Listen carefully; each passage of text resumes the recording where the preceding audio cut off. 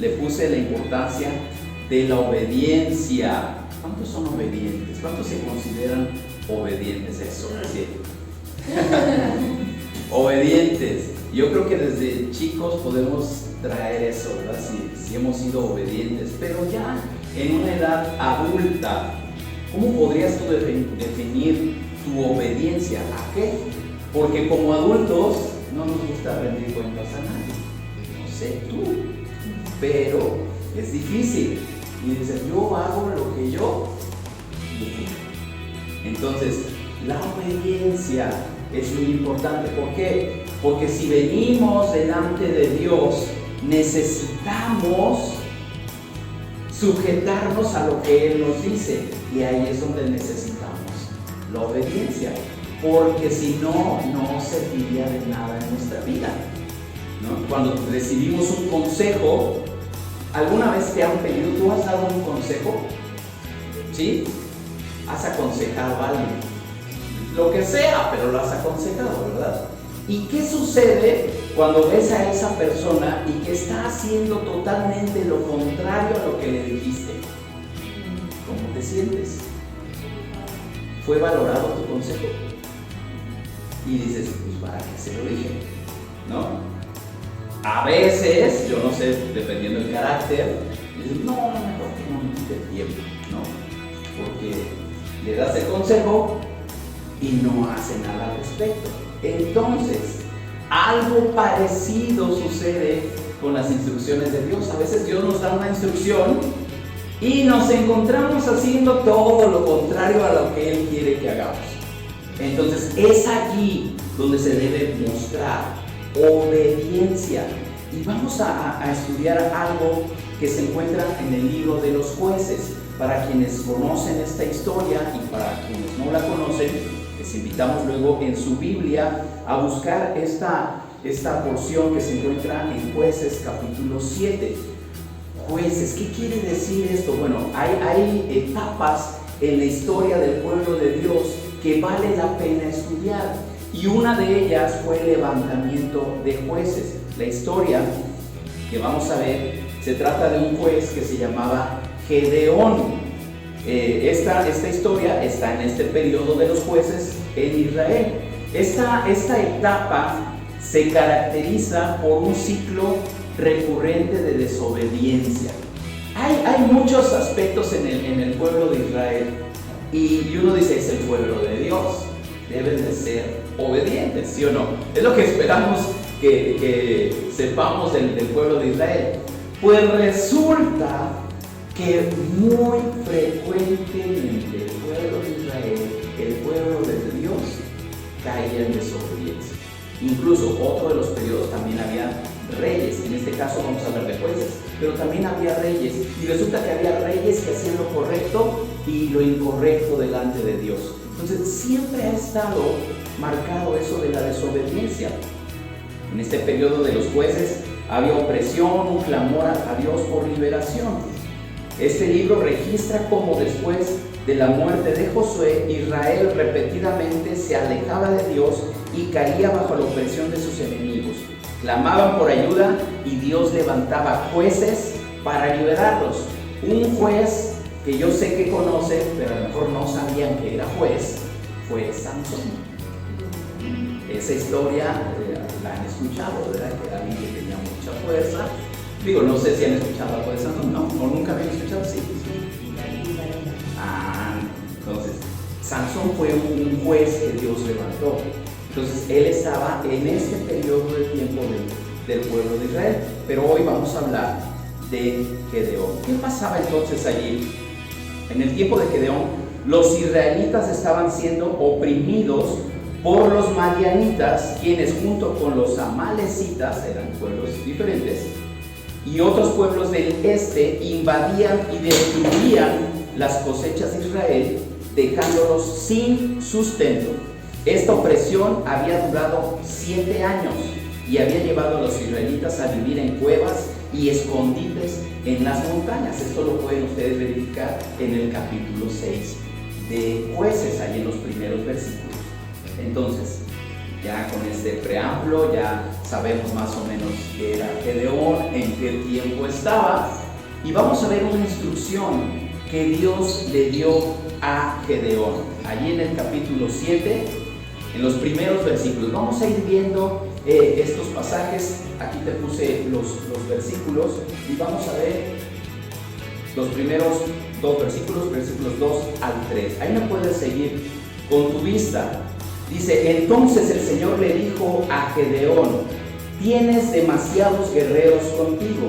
Si dejo que todos ustedes peleen contra los madianitas, los israelitas se jactarán ante mí de que se salvaron por su propia fuerza. Por lo tanto, dile al pueblo: a todo aquel que le falte valentía o tenga miedo, que abandone este monte y se vaya a su casa. Así que 22,000 de ellos se fueron a su casa y quedaron solo 10,000 dispuestos a pelear. Fíjense muy bien en esta instrucción. Iban a ir a una batalla y Dios le indica a Gedeón: haz esto, diles que si alguno tiene miedo, pues que se vaya, ¿no? Y dices: ay, ¿cómo un guerrero va a tener miedo? Como que la pregunta no concuerda muy bien, ¿verdad? ¿Y cuál fue la respuesta? Nada más 22,000 se fueron. Nada más. Los que tenían miedo fueron 22,000 y quedaron 10,000. O sea que en total eran 32,000 soldados, ¿no? Quedaron. Allí es una reducción tremenda que hace del ejército. Dios quería, fíjense cuál fue la intención de esto, en esta instrucción. Allí lo dice. Dios quería que Israel le atribuyera a él la victoria, no que ellos se apropiaran de esa victoria, ¿verdad? Redujo el ejército para mostrar la victoria y que para demostrar que la victoria sería de su poder y no por el número de soldados, por el poder de Dios y no por el número de soldados, ¿verdad? Entonces, si eso, imagínense un ejército, tienen la victoria, si eran demasiados, se olvidaron de Dios. Entonces dice Dios: a ver, vamos a reducir el número, porque cuando ganen, no quiero que ellos se adjudiquen la victoria, sino que me den la gloria a mí. Ese era el trato de Dios. Dios se revelaba a su pueblo directamente, ¿ok? Entonces, muchas veces Dios nos pone en situaciones donde nuestra propia fuerza no es suficiente. Esto nos enseña a depender de su poder en lugar de nuestras capacidades. Eso, déjenme decirles, qué difícil es, sobre todo cuando te sientes muy capaz. A veces Dios nos ha dado habilidades, esto lo repito en muchas ocasiones. No es que no seas bueno, no es que no seas bueno en lo que haces, o que Dios no haya puesto inteligencia, capacidades, habilidades especiales para realizar tu trabajo. Hay tantas cuestiones, y eso lo digo: Dios te da algo muy especial, nadie lo va a hacer como tú. Nadie. Eres especial para Dios y Él te da eso. Pero aún en lo que tú haces con esas capacidades, debes de darle a Dios la gloria, porque quien te ha dado esas capacidades es Él. Pero cuando eres muy bueno, de repente te olvidas de darle a Él esa honra y ese lugar que solamente Él merece. Bueno, es que soy muy bueno, es que yo soy muy inteligente y Dios, bien, gracias. Entonces, por eso aquí hizo eso. Pero Dios muchas veces nos pone en esa situación donde debemos de demostrar que no confiamos en nuestra fuerza, sino que confiamos en ¿quién? En Él. Y debemos darle a Él esa honra en nuestra vida. Ahora, dices: bueno, se quedaron con 10,000. Un buen número, ¿no? Todavía para una batalla. ¿Qué creen? Que viene una segunda reducción. Los siguientes versos, dice del 4 al 7. Pero el Señor le dijo a Gedeón: todavía son demasiados. Hazlos descender al manantial y yo los pondré a prueba para determinar quién irá contigo y quién no. Cuando Gedeón bajó con sus guerreros hasta el agua, el Señor le dijo: divide a los hombres en dos grupos. En un grupo pon a todos los que beban el agua en sus manos, lamiéndola como lo hacen los perros. En el otro grupo pon a todos aquellos que se arrodillan para beber directamente del arroyo, ¿no? Entonces, había unos que con las manos y bebían como los perritos, no lo voy a hacer, pero otros se arrodillaban y bebían directamente del arroyo, ¿ok? Entonces dice, ahí divídelos. Y luego dice, solo 300 de los hombres bebieron con las manos, los demás se arrodillaron para beber con la boca en el arroyo. Entonces el Señor le dijo a Gedeón: con estos 300 hombres rescataré a Israel y te daré la victoria sobre los madianitas. Envía a todos los demás a su casa. Yo espero que estés dimensionando.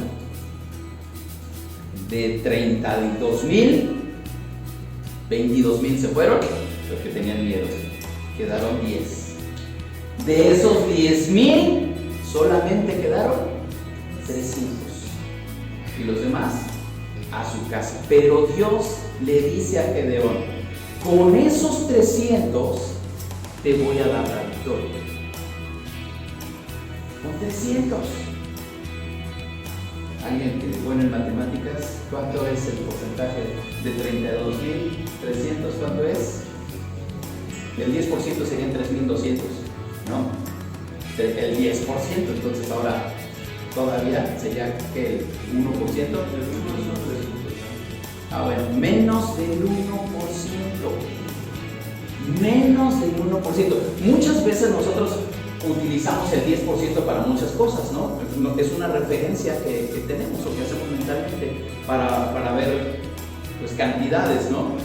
Pero el 1% quiere decir, y esto nos debe de dar esa enseñanza, de todas nuestras capacidades, de todo lo que tú sabes hacer, Dios necesita el 1%.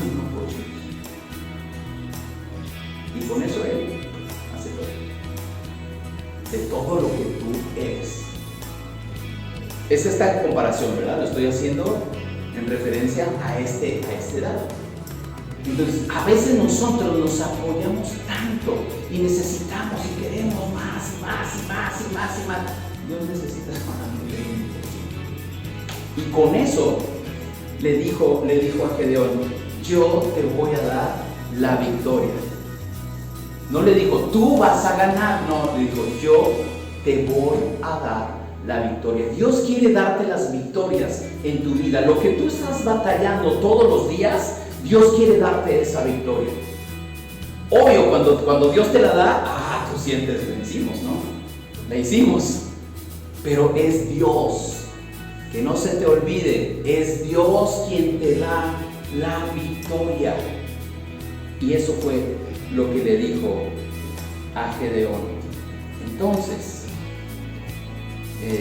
Dios redujo el ejército utilizando un método raro, ¿no? A los que beban agua, a los que se agachen, que beba como perrito, o sea, ninguna estrategia así militar, ¿no? O sea, algo tan simple y lógico, ¿no? Entonces, solamente quedaron 300, pero la obediencia a Dios puede parecer ilógica desde nuestra perspectiva humana, ¿no? Y era válido que Gedeón hubiera dicho: Señor, ¿qué es eso? ¿No? O sea, ¿qué tiene que ver eso de cómo van a tomar agua? Pero fue la instrucción y él lo hizo. Sin embargo, obedecer a Dios requiere fe y confianza en su plan, incluso cuando no lo entendamos completamente.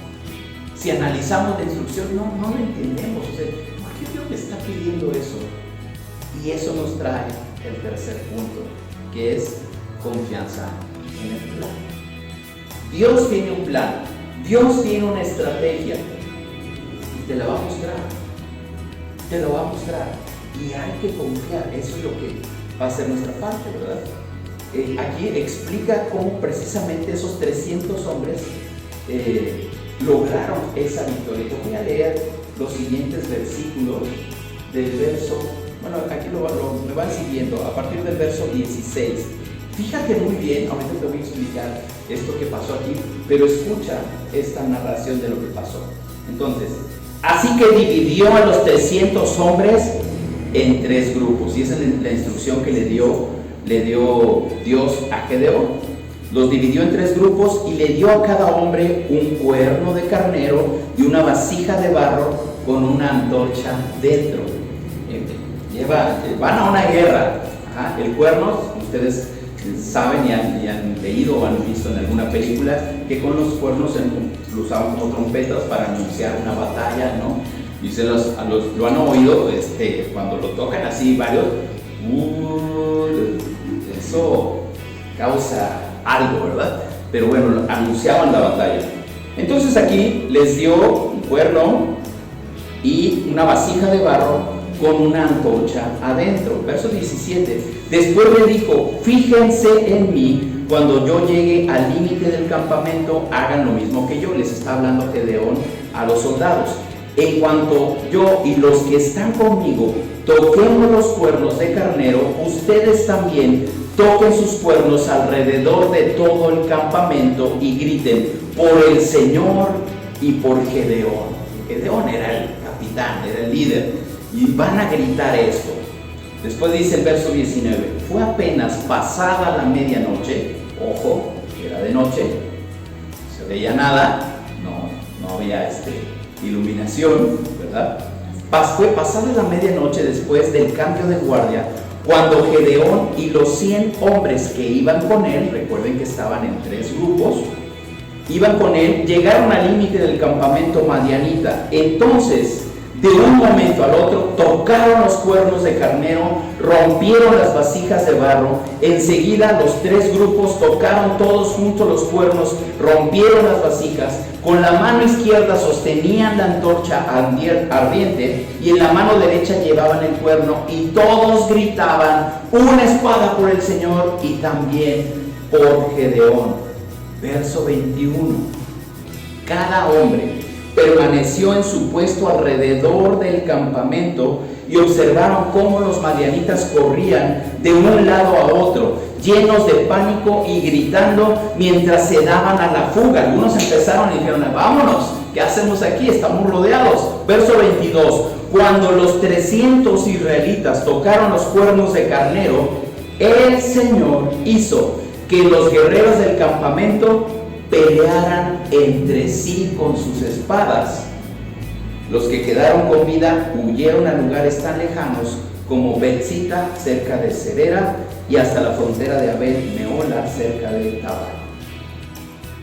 Esta narración está impresionante. Cosas que pasaron: trompetas, cántaros, antorchas. No hubo una estrategia militar, ¿no? O táctica, podríamos decir, pero eso se lo dio Dios. Y hubo obediencia. No sé si se apreció un poquito. Pues poner la imagen del inicio.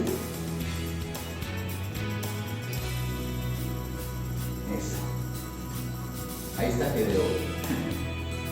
Y llevan esos cántaros, y dentro de los cántaros llevaban la antorcha. Fíjate en esto. O sea, medianoche, no se veía nada. El que llevaran dentro la antorcha de los cántaros impedía que fueran vistos.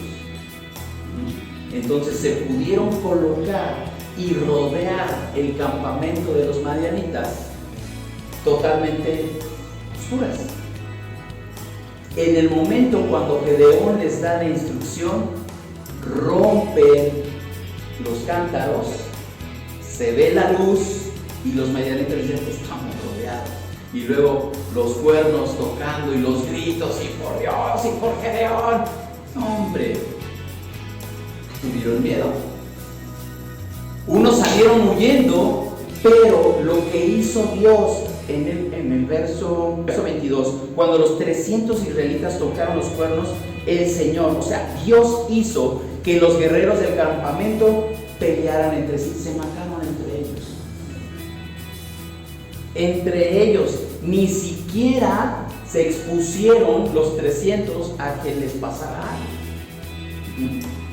Entonces, ¿quién hizo eso? Dios. Dios lo hizo y muchos escaparon. No nos dice aquí el relato exactamente cuántos eran los madianitas, pero del ejército que tenía Israel de 32,000, que solamente 300 pudieran obtener la victoria, eso solamente Dios lo hizo. Porque ellos tenían miedo, o sea, ¿cómo vamos a ir? Somos muy poquitos, ¿no? Pero obedecieron. Y conmigo, obediencia. Esa es la clave. No importa que no entiendas la instrucción, obedece. La obediencia trae bendición. Si tú eres obediente a Dios, Dios te bendice. Ay, Señor, es que no entiendo esto que me estás pidiendo. Tal vez no lo entiendas, pero si tú obedeces, Dios te bendice. Esto fue algo fabuloso. La combinación de trompetas, cántaros rotos, lámparas ardiendo, fue una estrategia psicológicamente brillante que aprovechó el momento sorpresa y la percepción visual y auditiva. Imagínate, no se ve nada, de repente antorchas alrededor, ruido exagerado, gritos y los cuernos, las trompetas y todo. O sea, todo eso fue una presión psicológica sobre el enemigo. Pero eso lo hizo Dios. Al oír los sonidos y ver las luces, los madianitas pensaron que estaban siendo atacados por un gran ejército, lo que causó confusión y pánico entre ellos, llevándolos a huir o a luchar entre sí. Eso es maravilloso, porque pudiéramos pensar, ¿cómo es posible, no? Que entre ellos se hayan matado? No sabemos realmente qué tan densa estaba la oscuridad, pero así fue, y el ejército de Gedeón tuvo la victoria. Dios usa métodos inesperados y aparentemente insignificantes para llevar a cabo su voluntad. No sabemos qué va a usar Dios para atraerte a su voluntad, o para bendecirte, o para que tú estés realmente en su camino. Puede usar algo que ni siquiera nos imaginamos. A veces Dios no necesariamente en un lugar de reunión vas a tener un encuentro con Él. Puede ser en cualquier situación. En la prueba más difícil que estés pasando, aquí Dios te va a revelar su plan, su propósito. Y puede ser algo totalmente ilógico. No tiene que ser lógico para que Dios actúe en tu vida. Sus métodos te van a llevar a su voluntad. Nuestras victorias no dependen de nuestra fuerza o de nuestro número. Y esto a mí me gusta recalcarlo, porque les decía hace un momento, es muy difícil renunciar a nuestras capacidades, a nuestra inteligencia, a nuestros logros. Nos jactamos de todo eso. Es que yo hice, es que yo soy, es que yo fui, es que yo. Y nos damos cuenta que nuestra vida es así. Cuando Dios quiere que ayudes de esa manera, Él te va a usar. Él te va a usar. Él puede usar lo que quiera. Lo que quiera. Dios te va a usar. Somos un canal de bendición para nuestra familia, para nuestros conocidos, donde quiera que tú estés. Dios quiere que tú seas de bendición. Entonces, nuestras victorias no dependen de nosotros, sino de la obediencia y la confianza que tengamos en Dios. Debemos de confiar que su plan siempre será bueno. Siempre. A lo mejor no lo entendemos en este momento, es que no sé qué va a hacer Dios, pero confía en su plan. Confía en su plan y eso te va a dar la victoria sobre cualquier situación. Lógicamente tú podrías decir, oye, pues ¿cómo Dios les ordenó que se deshicieran de casi todo el ejército y quedarse nada más con 300, no? van a una batalla, necesitan a todos, ¿no? Lo vemos en las películas, ¿a poco no? O sea, mientras más tengan, y sobre todo en esas que luego eran cuerpo a cuerpo, cuando eran ejércitos enormes, tenían la victoria, porque sabían que, pues sí, iba a morir mucha gente, pero los que iban a sobrevivir, iban a arrasar con todo el ejército. Entonces, el número era importante. Aquí tal vez decimos, bueno, el número en nosotros, ¿verdad? ¿Sabes qué? Tú y Dios son mayoría.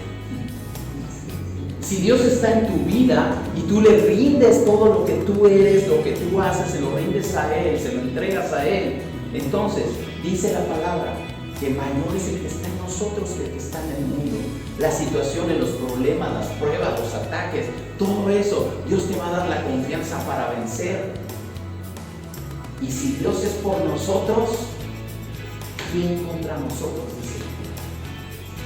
Si Dios es con nosotros, ¿quién contra mí?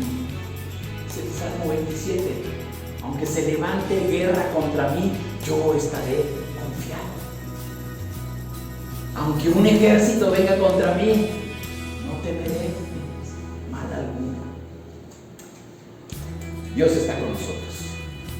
Dios está contigo. Y esto lo necesitas creer. ¿Qué situación estás atravesando? ¿Qué situación estás atravesando que necesitas saber y recordar que Dios está contigo? En todo tiempo, Dios está contigo. Tenemos la victoria. En Dios tenemos la victoria. Pero la importancia, el resumen de este mensaje es la obediencia. La obediencia ante alguna situación. Dios usa métodos inesperados. Nuestras victorias no dependen de nuestra fuerza y como creyentes estamos llamados a ser luz, a brillar. Hay todavía muchísima enseñanza en este pasaje. Pero esto es lo clave, la obediencia. Necesitamos nosotros quitar de nuestra mente ay Dios, esto es una locura, ¿verdad? Porque muchas veces tal vez Dios nos manda a hacer locuras para bendición nuestra.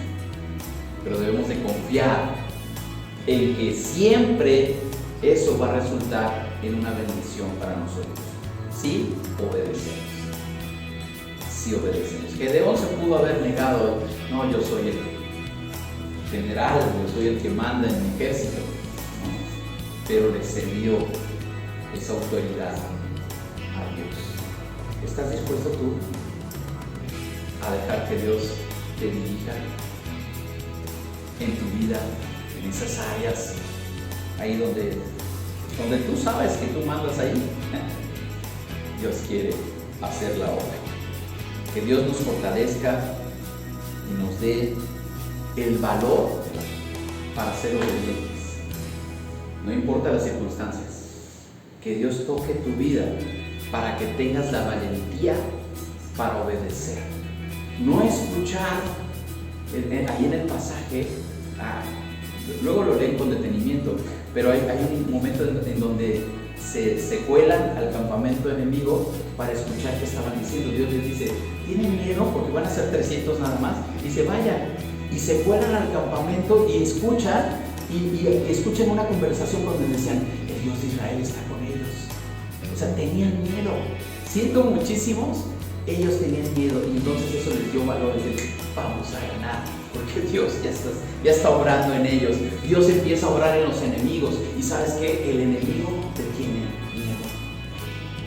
El enemigo a ti te tiene miedo. ¿Por qué? Porque tú portas la presencia de Dios. Dios y su Espíritu Santo están contigo.